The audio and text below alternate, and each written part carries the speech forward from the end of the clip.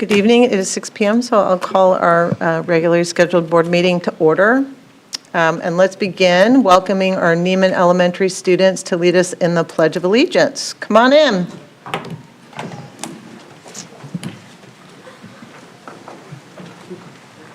Thank you, Mr. Smith.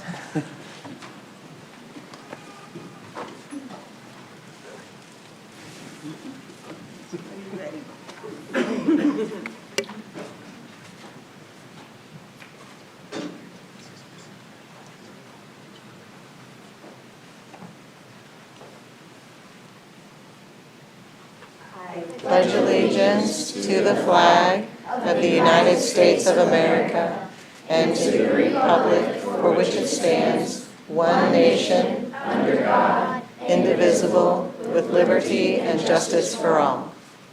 All right, welcome and thank you to our Neiman Foxes.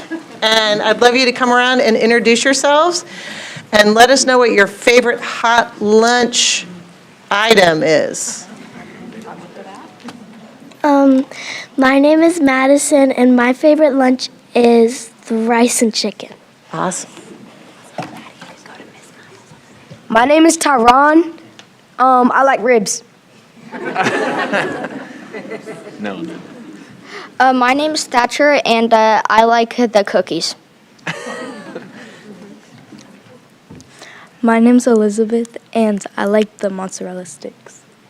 Mozzarella sticks, all right. My name's Barbara, and I also like rice and chicken. My name's Jack, and I like pizza. My name's Levi, and I like the baked potato. Baked potato. All right, load it up. My name's Faith, and I like the rice and chicken too. My name's Zuzu, and I like mashed potatoes. My name's James, and I like the pizza. Pizza. All right. Welcome all, and thank you so much for being here.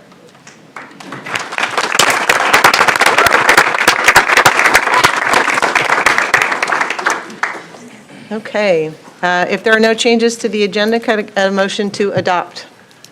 So moved, Hembry. All right, second? Second, Apley. All in favor, say aye. Aye. Aye. Oppose? Motion carries 7-0. We have 3 meeting minutes, and again, if there are no changes, could I get approval to adopt minutes from items 1.4 to 1.6? So moved, Garcia. Thank you. Second? Second, Apley. All right, all in favor, say aye. Aye. Aye. Opposed? Motion carries 7-0. And that brings us to our superintendent's report. Dr. Schumacher. Yeah, thank you, Dr. Sinclair. We've got some great news to share on behalf of the district. First, we want to congratulate Susan Holstrom, science teacher at Shawnee Mission East High School, on a recent honor. She was recognized by the Midwest region of the American Chemistry Society. She is one of 10 educators nationally to receive the award for excellence in high school teaching. Congratulations to Susan and to Shawnee Mission East.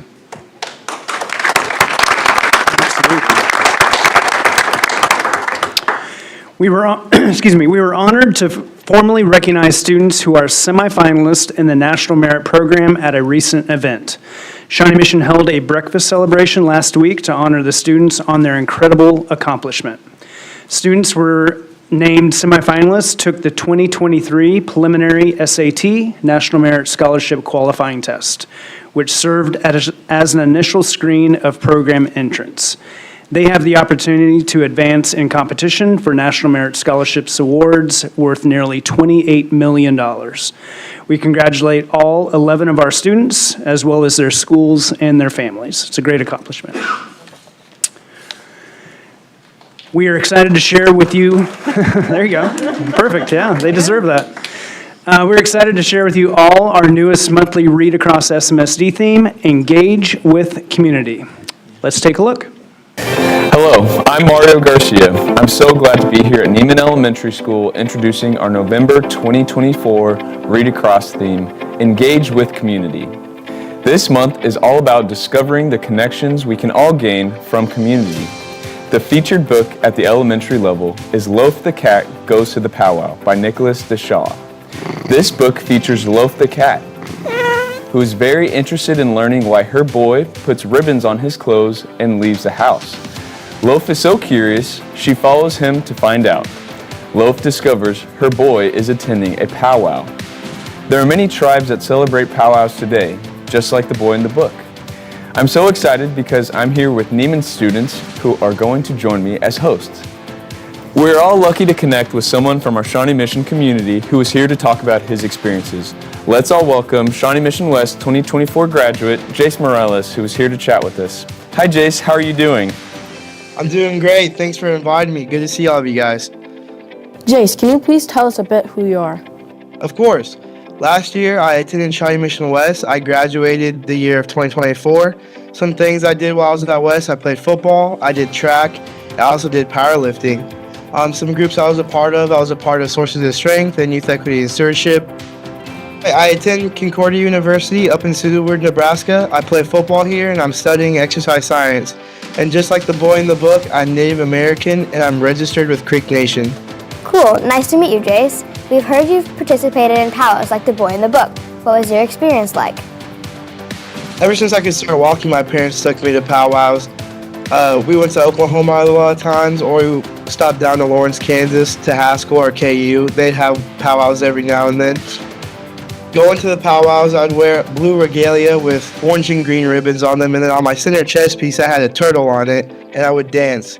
Usually the older men would play the drum and sing, and I would dance along. Oh yeah, I love dancing. That sounds like a lot of fun. What was your favorite part?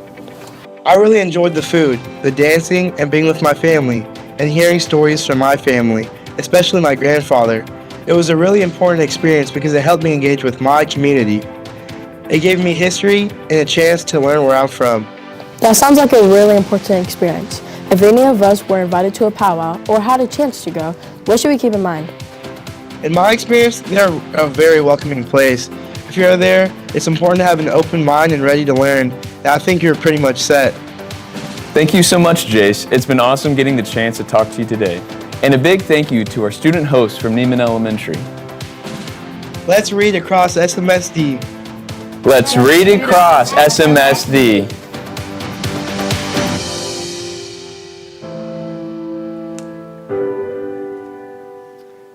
Awesome video. Thank you so much, Mr. Garcia. Nice job. And of course, thanks to the students from Neiman Elementary. Also want to take the opportunity to again thank NEA Shawnee Mission for their ongoing Read Across SMSD partnership, and of course the Shawnee Mission Education Foundation for providing books to all of our school libraries. Next, probably our most favorite part of the evening are All-Stars. So want to invite Dr. Fleury to the podium to recognize our first All-Star of the evening. Good evening. Thank you, Dr. Schumacher, Dr. St. Clair, and members of the Board of Education. I'm here tonight to share an amazing educator with you. Ed Morrison is a seasoned veteran of the fire service who joined the Shawnee Mission School District in the 2014-15 school year as part of what was then our brand new Blue Eagle Public Safety Program. 10 years later, the program has matured to the point where our students are earning their national certifications for Firefighter 1, Firefighter 2, Hazmat, and EMT. These certifications make them truly job ready coming right out of our program. Mr. Morrison has shepherded the program from its infancy to where we are today and continues to innovate to make sure our students are prepared for their future in the fire service. And that's enough for me. Let's hear from our students and his colleagues in our video.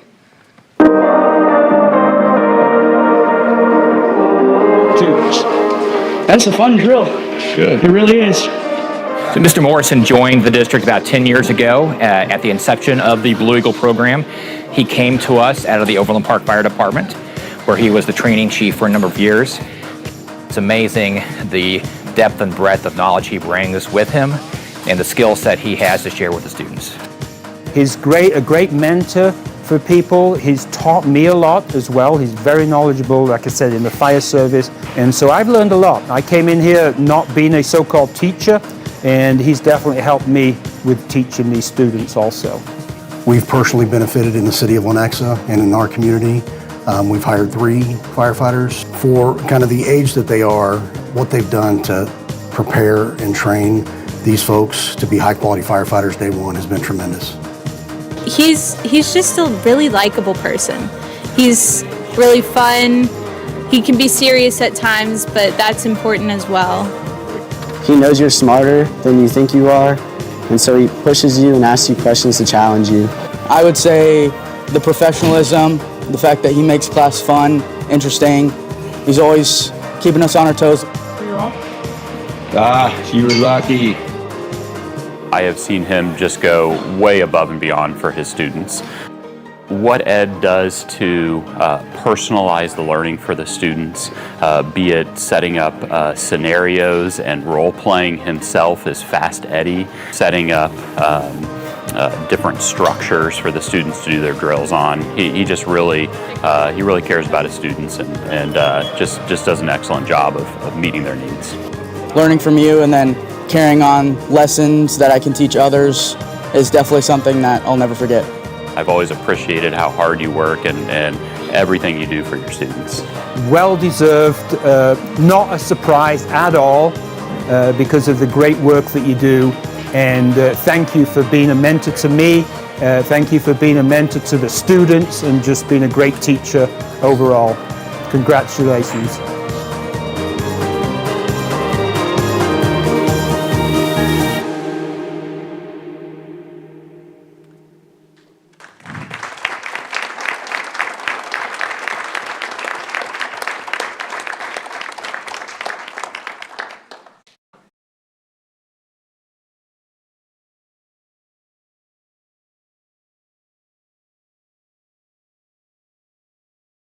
I'd like to take the opportunity to thank Dr. Fleury and the Shawnee Mission School District for the support of the program. With this program, the cadets are receiving from 17 to 32 college credit hours upon their graduation. That absolutely puts them job ready. What I'd like to acknowledge is all the other instructors who make this program so valuable. Mr. Howell, who teaches the intro class and also is working with us to receive high school credit for a PE credit. We would also like to thank Mr. Bales. Mr. Bales came from the Lenexa Fire Department, and his enthusiasm just keeps me on top of my game. So with that, thank you. But also thanks to all the students, because without our students, they're the ones that actually take the information and put it to work. And so far we have 10 students who are actually in the field of firefighting at this time. We started our first Firefighter 2 program was 2 students. And next year we're anticipating 20. So there's going to have to be some adjustments in what we do or how we teach. But the students have absolutely put forth the professionalism and integrity that it takes to make the program a success. Thank you. Thank you, Mr. Morrison, for everything you're doing for our students. It's amazing, amazing work. Thank you. And at this time, I want to invite Mr. Shackelford to the podium to recognize our next group of All-Stars.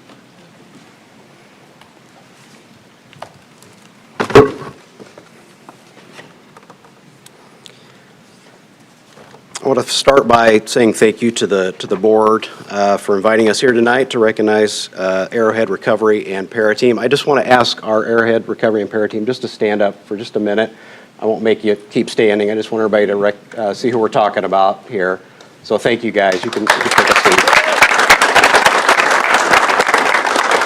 So the staff members we are celebrating this evening bring their absolute best selves to school every single day. They put kids first and support each other and the Arrowhead staff day in and day out. They believe in the best of our students and work tirelessly to help them grow. They truly embody our mission, which is to inspire hope and to instill success in all of our students so that they can be the best versions of themselves. I just want to take a quick moment and say to each one of them what they mean to me. Paul, you inspire me to be a better leader and to always put people first. Lori, you inspire me to be more reflective and a more thoughtful person. Ron, you inspire me to live in the present and be thankful for each day. Brandy, you inspire me to always advocate and care for our students no matter what. Keith, you inspire me to connect with others in an authentic way and to treat others with kindness, care, and respect. Mike, you inspire me to be positive and hopeful even in the face of challenge. And Alexis, you inspire me to remember to smile and laugh even when the days are hard. I'm proud to work alongside of such an amazing group of people. Arrowhead and Shawnee Mission are lucky to have them. Thank you guys for being advocates for our kids, colleagues, and families.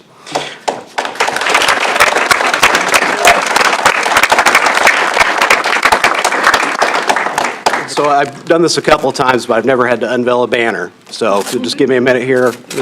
Ms. Dumoulin, if you could come up and make sure that, I'm not sure where the camera's pointed, but we want to make sure that you got in the camera, and then just flip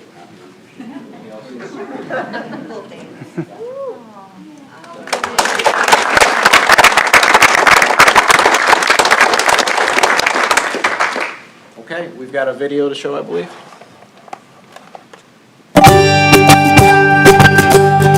So there are actually two separate teams. The recovery team is Paul, our recovery facilitator, and Brandy, she's a recovery para.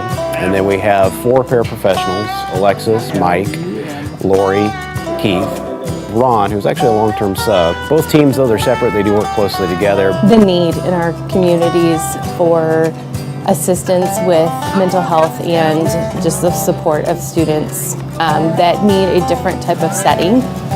And I feel like this is the best school I've ever been at, and I've been at quite a few schools in the district, but this school has my heart. They can go play basketball in the gym. Uno is a really big game here, so a lot of times we just need to have a good old competitive game of Uno. They stock the recovery room with all Legos and all different kinds of things that a student can do to just really bring their level back down to their baseline, and that way they can talk and we can work through what happened, what we could have done, what it would look like next time, and then they can go back to class. I think our recovery team, we call it that, but really it's this group of people that care really a lot about our kids, and they want to see our kids be successful. And they are just such unsung heroes. So the level of trauma and challenges that some of these students are faced with, these staff members support them unconditionally and show up day in and day out. They're all really sweet teachers, and I think I respect all of them for their hard work and the job they do. You guys are amazing, and I love everything that you do for our kids, and I'm so thankful for you guys every day. I am so excited for you that you are able to be recognized in such a unique way. Paras and recovery team at Arrowhead, thank you so much for your unconditional support to the students and the staff at Arrowhead. You truly are all in and help us be better every single day. I can't imagine a better team to be surrounded with. You guys deserve this award. I know that a lot of you on this team aren't ones that like to be recognized, but you deserve it. And I just want you to know how thankful I am to have you as a part of Arrowhead.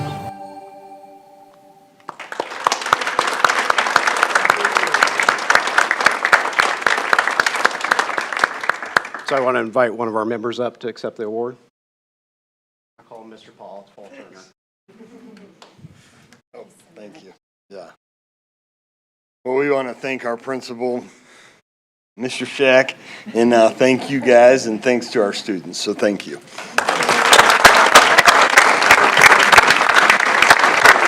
Mr. Shackford, thank you so much for speaking so passionately about your crew, and thanks to all of you for all the work you're doing for our kids. It's unbelievable. Thank you. Okay. Following that's a tough one. All right. Just one final note. Also want to mention we're at an exciting time for our fall athletes with playoffs and competitions taking place across the state. Over the weekend, we saw the Shawnee Mission East Lancers boys team take the state championship title in soccer. Round of applause. And I know that many across our district are celebrating other records and achievements. We're looking forward to taking a more complete look at our fall sports season in my superintendent report in December. And with that concludes my superintendent report. Okay, go Lancers. Woo. All right, our next agenda item is our board reports, and Mr. Garcia, I'll start with you if you have any updates on SMAC PTA or the Shawnee Mission Education Foundation. I had a meeting with SMAC PTA last week, and it was good to reconvene with those folks, go over a few things. But yeah, not too much to report on either one of those actually, but just good to be with our folks in the community. All right, great. Ms. Borgman, do you have an update for us on KASB Board of Directors? Not specifically related to Board of Directors in terms of any meetings we've had recently. And I believe that Heather, will you be sharing or I'm not sure. I will let you all know as well. We will be voting on a new KASB president for the Board of Directors, and so that will be at our upcoming meeting this weekend. And thank you so much. I believe Heather is going to be the delegate to vote on my behalf this weekend. On all of it, right, on behalf of our board, yes. Yep, and on your behalf, yes. That's it, thank you. Yeah, okay.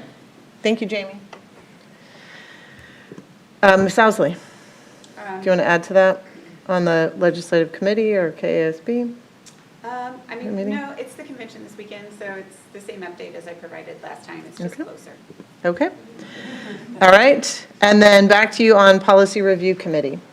So we did have an opportunity to meet last week, and we heard from the executive director of SHARE and from some of their student leadership team.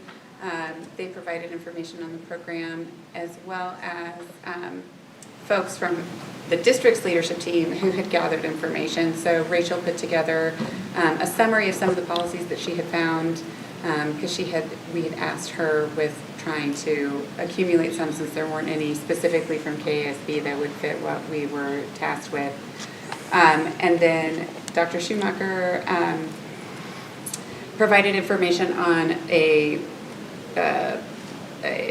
efficient equity review for the district, so that we could have an opportunity to look at some of those things. And then we also heard from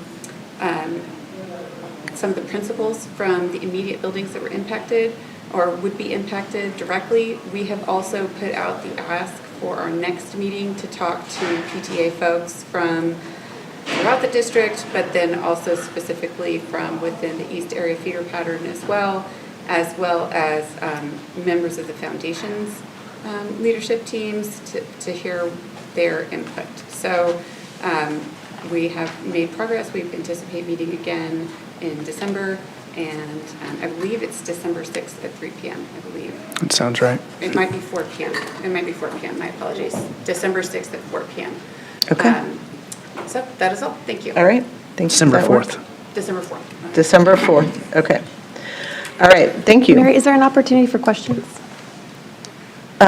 Sure. Yeah, I just wanted to know kind of next steps and when we anticipate anything coming back to the board. I think right now we have the next meeting planned is about as far as we have planned.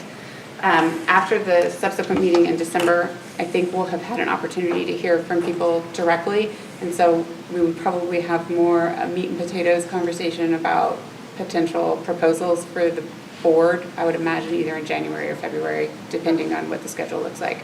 But that wouldn't necessarily mean that we're sending something out. It just means that that's when we'll be having that conversation. I mean, we wouldn't have a policy drafted in January. I'm just saying we would be convening to discuss meat and potatoes in January or February. And so then I think tentatively we were thinking by the middle or end of spring semester if there was something coming out of the committee specifically, because we are shooting for the subsequent, the 2026 school year for implementation. Okay, thank you. Okay. All right. Finance and facilities, we met on November 7th, and the focus of that conversation was really on kind of bond and capital outlay projects, and we had a pretty thorough conversation around that. And maybe making some additions to the website just to share a little bit more information around the cycle projects on the capital outlay side of work to complement what's already on the website for the bond projects. And our next meeting, I believe, is February 20th. It's kind of a tentative date, but we were going to confirm those. But the tentative date is for the next meeting is Thursday, February 20th, 4 p.m. Okay. And anything on real-world learning? Okay. All right.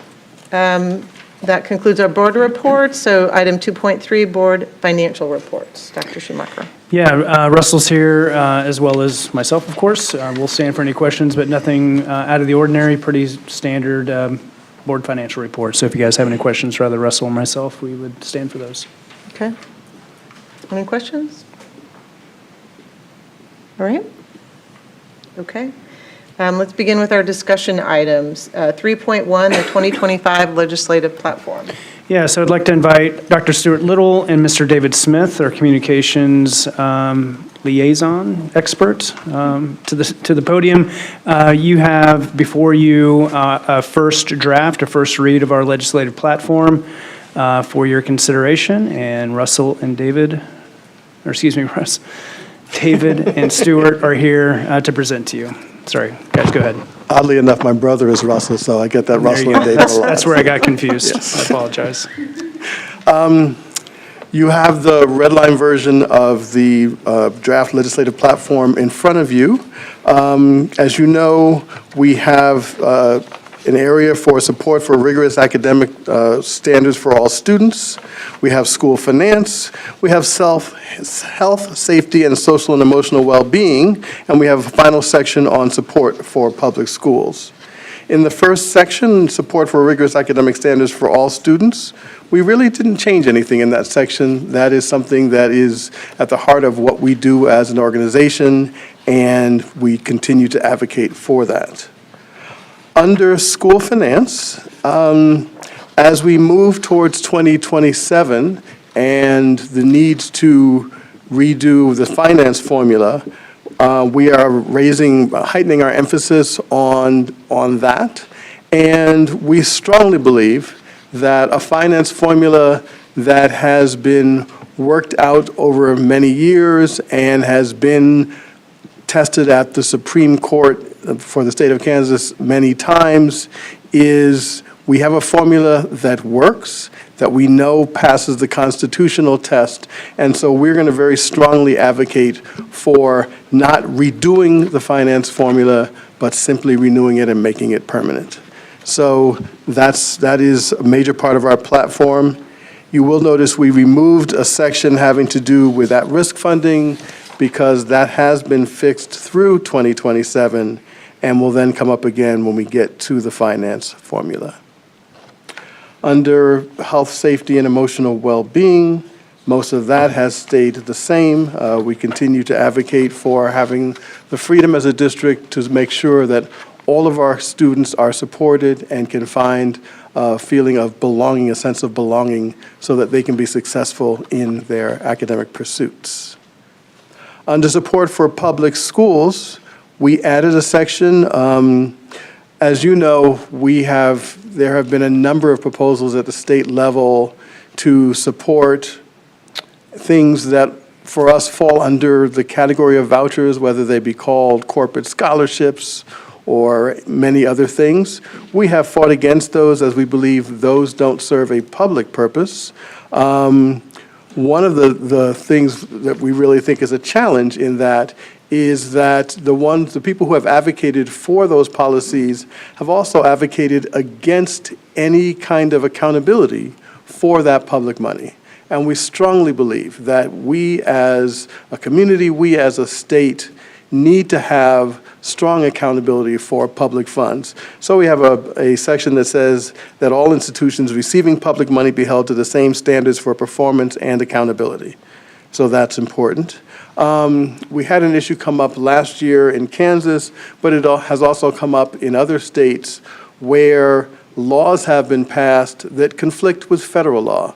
One example specifically has to do with Title IX. And we would advocate very strongly that the state not pass laws that conflict with federal law, because the lawsuits that would then ensue are ones where we as a school district would be forced to defend our practices. That causes distraction from our purpose. It causes us to spend money we don't need to, and we don't think that's necessary. The last area is under open enrollment, and open enrollment is a fact that we are dealing with. So the part of our platform in which we advocated for changes to the law and its implementation, that's water under the bridge. We have a section where we would advocate for some fixes to the law. One would be around the administrative burden. The people in this room are well aware that there's a significant administrative burden that we have to carry with regard to implementing the law, and that's at this level. It's also at the individual school level. So we would advocate reducing that because we don't believe that benefits our students. And then also, there are challenges with the law in terms of the resources that are necessary to carry it out. There's a very large potential for implementation of a law to bring in an expense on school districts that they're neither prepared for nor compensated for. And so we would advocate that the law be amended to make sure that any additional burdens and costs caused through the implementation of the law be supported by funding from the state. So those are the changes. Stuart, if there's anything else that I have not touched, in which case we'd stand for questions. Okay. Thank you. Yes, Ms. Owsley.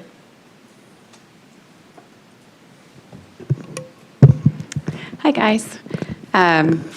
We had discussed this at agenda review this last week, and wanting to just be as thorough as possible in light of potential structural changes after Tuesday, including with the State Board of Education. If there was anything else that we might have missed that we should go back and review again, just for awareness purposes. I know about, maybe it was like a year and a half ago, there was at one point the State Board had voted against one of the title funding distributions. They then went back and voted for it after additional explanation was provided to the State Board. But is there anything that we need to be abreast of potentially moving forward in conjunction with both the State Board or the legislature? We talked about that, and the challenge there obviously is trying to predict in advance what might come up. And I think our feeling is that we, as people who advocate for Shawnee mission at the legislature, understand very clearly the direction from our board with regard to what our positions need to be, both for a legislation which we've seen in the past, but also for things that might potentially come up. At this point, I don't think we want to put into the platform suggestions for the legislature in terms of what they might do. They'll be just fine in terms of doing that themselves. Thank you. Yep, Ms. Humphrey? Oh, I was going to ask just a sort of process question of how these revisions came to be. Was this something, just how these red line changes were made? Sure. So I think historically it's been a board retreat, so I wasn't sure. Yeah, I'll use first year as my excuse, at least for another 6 months or so. So the process that we use is we met with Ms. Owsley as our legislative liaison initially, so that we would have been David and myself, took some suggestions from Heather, and then we took those suggestions and met with Dr. Little, got his feedback from what he's hearing from the state, from KESB and other school districts from across the state. And through those two discussions, we felt like we would make those red line adjustments, really not changing the essence of the platform, but just making a few amendments based on those two different conversations. And as Heather mentioned, we did talk about it at agenda review, and given the national and local elections, we thought it was really important to bring this as a first read to you guys. And so the process that I'm thinking right now is we have this discussion with Dr. Little, with David Smith, And then you guys would have the time between now and December 9th to give me, superintendent, any feedback, and we can make those adjustments. So if we have additional thoughts, they should come to you? Yes. Okay. I think my only big question that I came to was around the open enrollment. I know we're suggesting sort of that the building and grade level assessments are time intensive, which seems quite accurate. And I wonder if we have another suggestion, if we're thinking we would be advocating for those to go away or the district compensated for the time. I see how time intensive they are, but I also see how important they've been for us in terms of really having our arms around what our availability looks like for open enrollment. Thank you. I appreciate the opportunity to just comment. The conversations that have taken place are in terms of, for example, in a non-dynamic change and growth school district, how many every single year buildings exist. And so it could be something that would be a rotating schedule, that would be if there have been no physical changes or those kind of things, having some flexibility in there so people are not, whether you're just generating the exact same report again, that's time, energy that could be distributed a little bit more generously for districts to work through it. That's the thought that I've heard.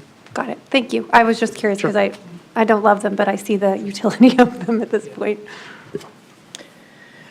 Process-wise, I almost feel like we've used a slightly different process every year since I've been on the board. I don't know if we've had a standard process for developing the legislative platform. I think it's kind of been a little bit of a change in iteration each year.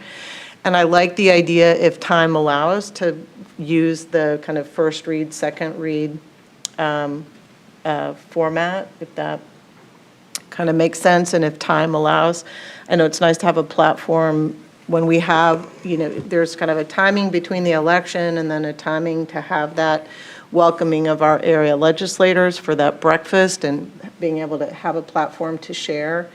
I feel like the way that it's been written these past couple of years, that we're pretty clear and we're just kind of maybe tweaking a little bit, but I do appreciate the opportunity for reflection given kind of the changes in priorities that might come from the state and federal level. And I'm thinking partially a lot about, I was thinking what else has changed from last year to this year, and we do have a new strategic plan, so my brain's kind of going around, are there things in that technology or mental health area that are two new pillars of our strategic plan that have any implications for our legislative work? I don't know if it's about sort of state board and technology, or if it might be things around more support for mental health in the classroom, whatever it may be. I just wondered if there's new things coming out of that strategic plan that have implications for the legislative platforms. Ms. Borgman, did you have a question? I do. I know we have at least one, I'm not sure how many others in the Shawnee Mission School District that have historically not been all in for supporting public education. And I was wondering, have we ever thought about, or have we ever tried to reach out to maybe some of these, historically speaking, this is where you've landed kind of thing on public education? Have we ever tried to have one-on-ones with them, or really extend any kind of, pre-meeting, pre-legislative session to really try to educate and maybe answer any questions or, anything like that? Thank you, Jamie. Dr. Little's going to answer. Yeah, I'll make a couple of comments about the question. I would agree with you. I think that's one of the important components here is our conversation needs to be with everybody in the legislative delegation. That's important because the folks that may not feel like they're with us sometimes are with us other times. And there's a lot of an interaction. As you all know, a school finance formula and school policy can garner a lot of attention and a lot of conversation with the legislature. Sometimes the votes go for the position of the district and sometimes they don't. We're focused on making sure that we reach out and have conversations with with all of the legislators in the delegation. Everybody is invited to events when we have events, those kinds of things. So we're being very mindful about reaching out to everyone. I do appreciate the specificity of some gentle effort by maybe a targeted effort by a small group of folks to engage in some conversations with some folks was likely to benefit. And I'll tell you, one reason that I say that is we are now going into a long haul with school finance formula, and where people think they are at one point may not be where they end up when they see a lot of other options. And so that's going to be, as far as I'm concerned, part of our mission is keeping people close, having conversations about long-term, big picture, and that's going to involve, I think at some point, lots of different people having conversations with them. So yeah, I'm really aware that there's this district has transitioned over the time that I've worked for the district, and those are conversations that we need to probably more strongly engage in again. So I appreciate the question. Well, thank you for your insight and your thoughts on that. And, I know that, one is in my neck of the woods. And so, if you should need support in that area, just as I've traveled the world recently, we just have way more in common than we, are different. And I just think, we all live in the same community, and it behooves all of us to have a strong public education, and so how we get there may be different. But I think, to bring people along, even just in our strategic plan, could potentially at least give someone pause on a vote. And so, if there's anything that anything I can do, I don't want to speak on behalf of the board, but if there's anything I can do, to help those efforts, please let me know. Just to reinforce what Dr. Little and Jamie just said, we stand ready to work with all of our state board members and all of our legislators on supporting Shawnee Mission and all of the public schools in the state of Kansas. And our first opportunity is December 6th. We do have scheduled our legislative breakfast. That was kind of the rush in trying to get this done initially, but I do think it's smart that we're going to take our time and have this first and second. So at that breakfast, we'll have a draft to discuss with our legislative delegation. Any other questions? All right. Thank you yeah, we're good. Thank you very much. Thank you.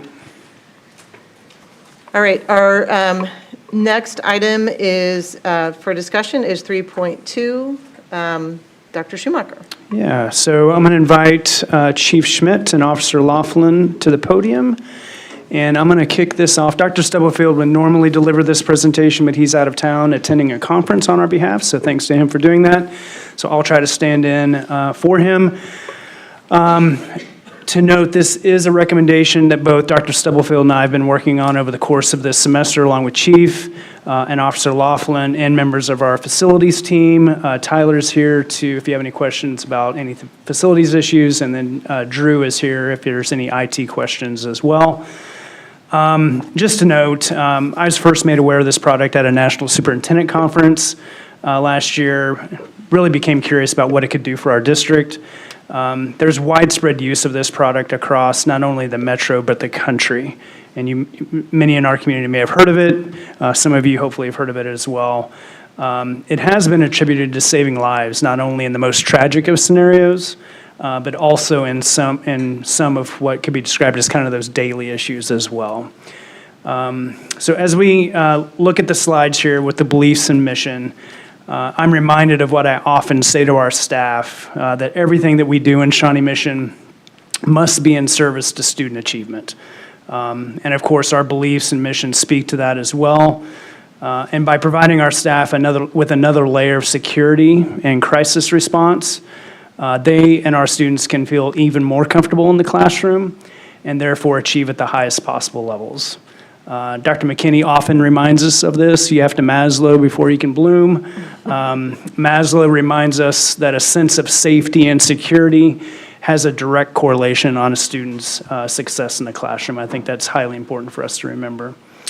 I do want to point out that there is nothing wrong with our safety and security measures in Shawnee Mission, that both Dr. Stubblefield, Dr. Gilhouse before him, and Chief and Officer Laughlin did a ton of work around our safety and security plans. But as district administrators, we must continue to evaluate the landscape and research ways in which we can continue to provide the very best learning and work environments for our staff. So if you go to slide 3, Shelley, this is, of course, is our strategic plan. Sorry, the strategic plan one. This specifically in the strategic plan, 6.2.1 is an item in our Gantt chart that says it's in progress, which to me means that that work in that area must continue. It's never really finished. And it states that we will conduct independent audits of sustainable factors impacting human health and well-being, safety and security, infrastructure, and learning spaces to meet the mission of all of our students, staff, and community. And I think that you'll see in this product a way that we provide another layer of support or peace of mind for our staff that will allow them to be more successful in our classrooms. One last note before I kick it to Chief and Officer Laughlin. We have been slow and intentional about this. We've talked to all of our advisory groups. I'm seeing Jill out there, spoke with NEA. We have support from our administrators and our staff for the possible implementation of this program. So with that, I'm going to throw it to Chief and Officer Laughlin. Thanks, Dr. Schumacher. Yes, the next slide. Centegic is a safety platform, and I'll ask Dr. Schumacher if he's got the button to maybe pass that around. It's a two-solution system that is a crisis alert and a safety blueprint, and we'll talk about the safety blueprint later. But the first one is the staff alert. Are you on the? Yep. The staff alert is a single button activation, alerts local responders and administrators immediately of I need help at an incident. And it's displayed on a map, and it shows who needs help, where they are located on campus, and we know which responders to need to go. The second push of the system is campus-wide alert, and that's the staff, any staff member can immediately, instantly activate a campus-wide rapid response to emergencies. This type of alert would goes directly to all the first responders, local administrators, notifying them of who needs help and where they're located. It activates a fully audible and visual communication campus-wide so that everybody in the campus that is under the threat can get the safety as soon as possible. It also, under that second one, the campus-wide alert, notifies our dispatch center, who is in constant contact with all the 911 centers that we're associated with, because there's several within our district. We're on constant radio contact with them, so they know all of the situations that are taking place and able to follow with us. The badge, which Dr. Schumacher put around, if you have an emergency, getting help to the right location is very important and can be the difference between a positive and a negative outcome. With Crisis Alert, this wearable panic badge, staff can quickly, discreetly request assistance to their exact location. Because of that, every second counts, as I've talked to you many times in the past. The quick response by administrators is extremely important. One thing I didn't mention is once you've pushed that, our communications center also receives that exact notification, and we have one of the best camera systems in school districts in the area, so we immediately can pull up that camera and see exactly what's taking place at that location at that time. Again, I go back, every second counts. Adverse situations can happen at any moment, from everyday crisis such as medical emergencies, severe weather, or a physical altercation, to extreme situations that threaten the entire campus. The faster you get to the right location, the better the outcome is. And I'll ask Officer Laughlin to cover the information about the blueprint. I referred to the blueprint, and I'll ask Officer Laughlin to cover that. Thank you. The first part of having a really good safety protocol system is getting that quick notification that a staff member is in need of some help. The second part of that, to be successful, is, in my opinion, the most important part, is to know where they are located. And the Centegix Safety Blueprint is an intelligent response mapping system that helps optimize incident response and safety planning. So Centegix will take a floor plan of our buildings and they will overlay it on their system so that if a staff member activates a crisis alert by hitting their button, then their location will show up on the map of where they're located. And that location information will only be displayed if the staff member activates that crisis alert, and it will stay active for approximately 10 seconds. There is no way in the system for us to manually pull up locations of badges or people. There's no way to track them manually. It is only if the staff member activates that alert, and then that will stay active on our screens for about 10 seconds so we know where to send the appropriate support. Next, we have a short Centegix video that will kind of demonstrate the system.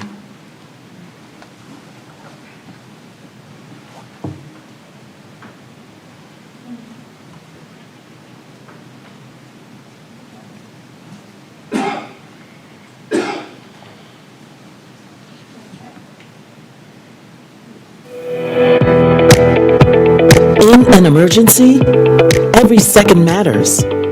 Time is the most critical element when it comes to emergency response. Knowing who needs help and precisely where help is needed reduces the time it takes to get help. Achieving the best possible outcome depends on reducing the time it takes to identify an emergency, notify everyone of the emergency, and respond to the emergency. With Crisis Alert from Centegix, staff members can react to situations immediately. By pressing a single button on their Crisis Alert badge, an alert is sent to administrators and responders with precise location information down to the floor and room level. In worst-case scenarios, such as intruders intending to do harm, staff can use the Crisis Alert badge to communicate to 911 dispatch directly while initiating a facility-wide lockdown. Crisis Alert includes audio, visual, and desktop notifications to ensure that everyone throughout the building and the entire facility is aware of what's happening and are able to take the necessary steps to get to safety. No other workplace safety solution works as rapidly as Crisis Alert.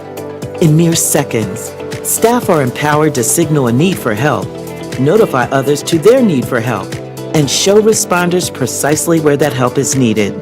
Crisis Alert is part of the Centegix Safety Platform that includes solutions for visitor management, visitor locating, dynamic digital maps, and reunification. Creating safer environments in schools, healthcare settings, commercial buildings, and workplaces throughout the country.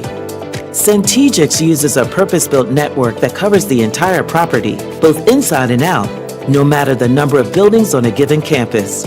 It also operates independently of cellular or Wi-Fi, without alterations to physical structures or electrical wiring. This year, customers used a Crisis Alert wearable badge in response to over 150,000 incidents, from the everyday to the extreme.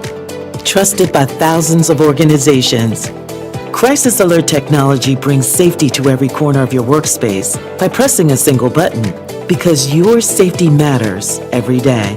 To learn more or request a demo, visit Centegix.com.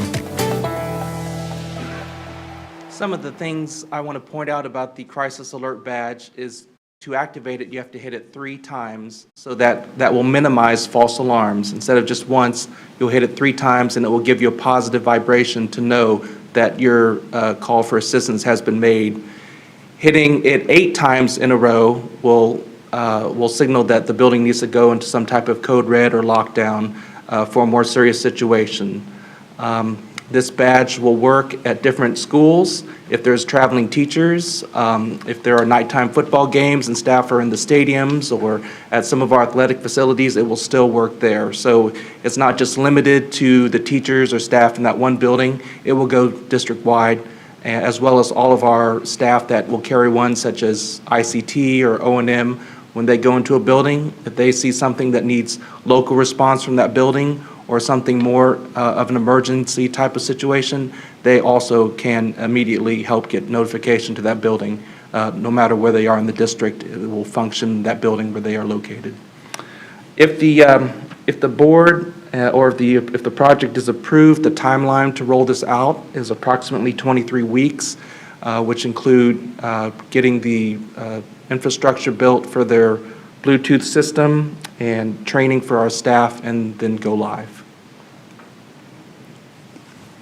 So with that, we'll stand for any questions. You do have an action item for your consideration later on in the agenda.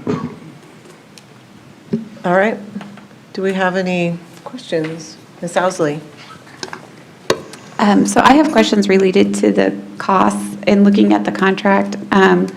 Which portion of the 2.6 is like the annual, like we're getting this set up? Or, the one-time fee of we're mapping the building, we're implementing the system, and then which portion is like the renewable for the software? So I think, if I'm reading it correctly, it looks like there's an annual, like $500,000. Is that correct? Correct. So that's the ongoing. I'll let Dr. Schumacher answer that. Okay. Yeah, that's a subscription cost, and that's an annual cost, but that total 2.6 million request includes the subscription cost and the initial implementation for 5 years. And then if we were to carry it on past that 5 years, we would pay that subscription cost of about $500,000 to continue that work. So it's covered, the annual expense is covered for 5 years, included in the 2.6? Yes. And the term of the contract is for 5 years? Yes. So- Okay, excellent, thank you. All right. Other questions? Ms. Embry? I was just curious what school year we would expect this to be kind of up and at 'em. Is it next school year? No, we are hoping, meeting with Dr. Schumacher and Dr. Stubblefield in this company, end of spring break Wow, excellent, thank you. is our goal. That's great. Mr. Garcia? I feel like I've been able to be inside some buildings as of recent, and communications have changed over the years because of safety protocols, so on and so forth, right? I don't need to remind you that that's a reality. I know that, I believe that is it every building that most of our teachers have walkie-talkies on them? A majority do, yes. Majority do, okay, so adding something like this doesn't take away the need for walkie-talkies, because this is, the nth degree of seriousness. This is use of at the most important moments. Is that what I'm taking away from this? Yes, sir, and it's much faster. It's an instant response from administration, where in a normal radio conversation, you and I may talk back and forth for a couple of minutes and figure out what's going on. With Centegic, we're already on the way. They may call, your principal may say, yeah, Mr. Garcia, what's the problem? And you can be more elaborate, but people are already moving. That's those seconds that count so much, that help is on the way. Right, and this is, I'm just trying to not play devil's advocate. The logistics is interesting to me. Do admin principals need to be in front of their computer screen to know where they need to go, or how is it communicated to them via the machine? They'll be notified on their desktop and on their telephone. They'll have it on their So smartphone. they'll always have it with them. There's push notifications, there's an application, and there's a push notification for any emergency at the local building, and then we would be selective on who would get the 8-button pushes. Of course, not everyone needs to get that, but again, it's a push notification and then a notification on the application. Got it, okay. Sorry, go ahead. No, there are certain circumstances where it's easier to be able to just grab your badge and push for some help, rather than try to get something off your belt, or if you've had your hands full with a situation. Right, and I know that on the badges of a lot of our teachers are a lot of things, and we're hopeful to add this to their name ID and other things that they have on their badge. It will just be right there with them, with it all. Yes, sir, they'd carry it right with them with their badge. Okay. Yeah, we just talked about this today. I think we envision that you would wear it in conjunction with this, like right underneath it. And so it would be, in practice, hardly any change at all, just a little bit more width, I guess. Right. Okay, and in the case that we don't want to create mass chaos in a classroom, in a school, we can ensure that communication to everybody in the building is facilitated in a way that it doesn't create chaos, or is there a moment where everybody's like a silver alert or things of those nature? Sometimes that can create a little bit of chaos. I don't know, that's just something that I'm thinking about. If it's multiple beeping, what does that look like in the, first through sixth grade classrooms? Sure. So again, it's supposed to be inconspicuous. Sure. It's in your badge. 3 pushes is going to get whatever we design to go to that situation. In most elementary schools, that's an administrator and a nurse and maybe a counselor. Got it. Okay, thank you. 8 That makes sense. pushes is going to send everybody. Everybody. Law enforcement is responding. The building's being locked down, cameras are on. Local law enforcement's responding. It's a code red, and that's how we respond to code red now. Yeah. We've met with our counterparts in Olathe, and the key to all this, if the board decides to move forward, is training. And the Centegix walks with us and helps us train our staff and teachers so that we can minimize those interruptions. There may be some accidental pushes here and there, but the key is to get that training piece and to learn when and how to use it. Great. Thank you for your replies. That's wonderful. Thanks. Ms. Boyd-Norena? Thank you. And to kind of add to Mario, so it is just that buzz, that it's not further sounds, or it's just that buzzing. Correct. Vibrates when you press it. Yeah. Correct. And if it's and I'll give an example of weather, we know, because we notify our buildings now of weather incidences. There's a little beacon in each classroom. It's different colors based on the emergency. If weather is blue, they'll see just the little blue beacons moving, and they can go to their desktop and look and say, oh, we're in a severe thunderstorm watch, and we shouldn't go out for recess, or we can send all kind of messages that way.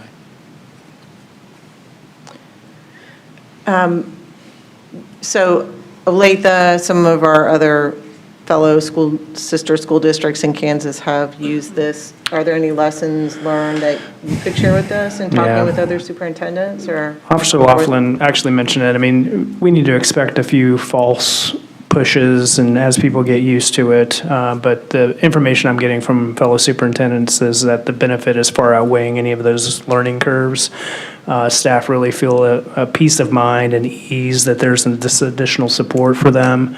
I won't mention the specific school district, but they've attributed it to, so a staff member had an issue out on a practice field, and the student knew that there was that crisis alert, and the student pushed the button and help got to them and saved this person's life. And so there's some of those things that aren't, the code red that of course we hope we never have to use, that are those daily occurrences, whether it be a fight in the hallway or a disruption in the classroom or a medical emergency, that are going to be those daily benefits to the system. Right.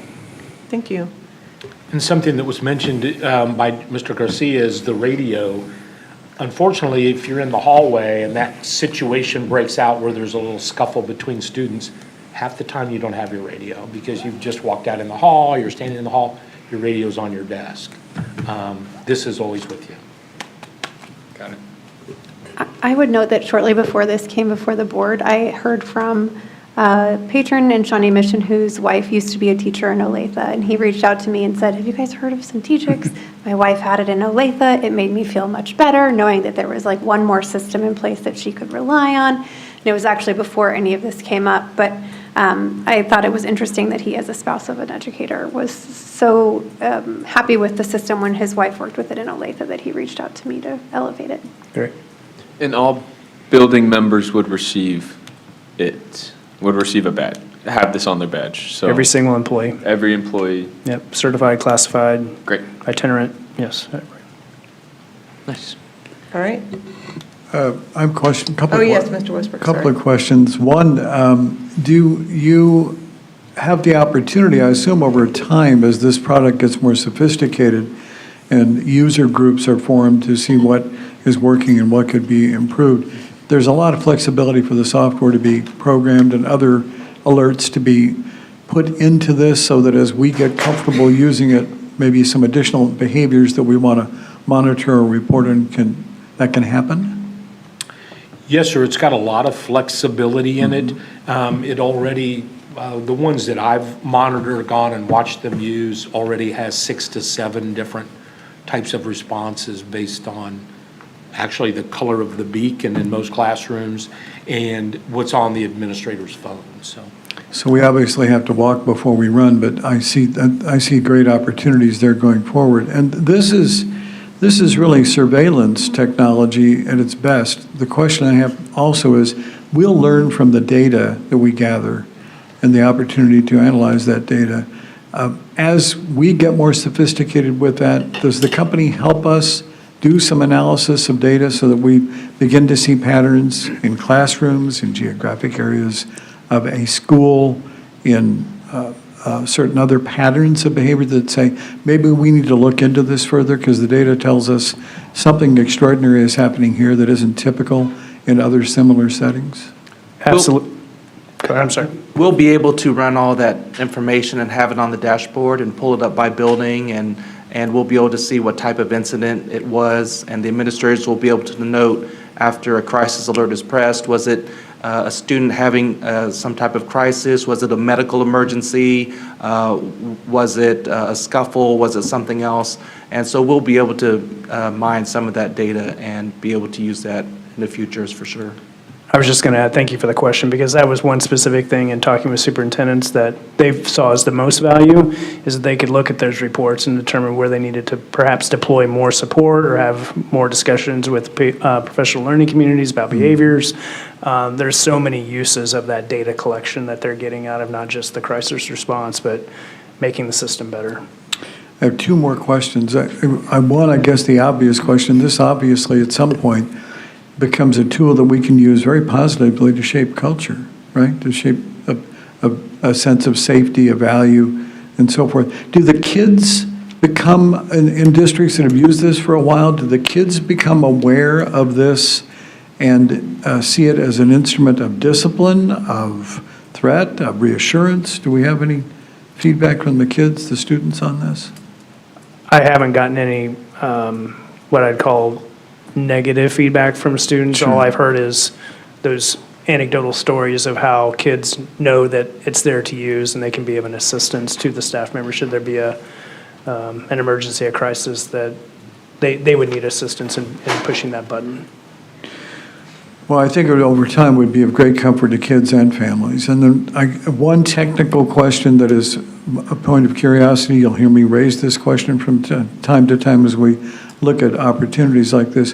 Who owns the data that are gathered by this technology? Can the company take what they've learned from our data and export that to other places and sell that data as a data set that is of value to others? Do we have anything in our contract that addresses that? I'm not suggesting we should or shouldn't, but we're developing new practices here with new technology and data sets that are, I think, really amazing. And I just wonder how we have come down on that with this particular contract. I'm sorry, I don't know the answer to that question. My guess would be that they own the data, but I can't speak specifically to that. Okay. I'm sorry. Well, I would just raise it as a question that we, I think, increasingly need to be sensitive to, not because Big Brother is watching. I think this is extraordinarily innovative and terrific for us, but I think at some point all this data becomes valuable, and those who create it by innocently paying a fee to create the information that enables us to act, at some point we're contributing to the value of data for others as well. And if there's a way we can benefit from that, at some point down the road, we should explore it, I think. Thank you. My other question is, we evolve with this system, so they've already given us the initial training. Are we going to have a trainer model for the admin in each or a few select persons throughout the district? Or will we have to rely on them if we needed any other additional training? There will be the trainer included with that the entire staff. So we'll specify persons in buildings? We'll determine who those specific trainers will be, yes. Okay, thank you. Okay. All right, great. I don't see any other questions. Thank you. If our board meetings get controversial, do we get one of these? You will get one. Not necessarily because the board meetings are controversial, but just because you get one. Yes. Yeah. Thank you. Thank you. Thank you so much. Well, now I have a follow-up. Okay, sorry, hang on. That's okay. I'm not familiar with how long this company's been around or how long this has been a process or procedure, but has anyone ever declined a card? Has anyone ever said, no, I don't want to carry one? That we're aware of?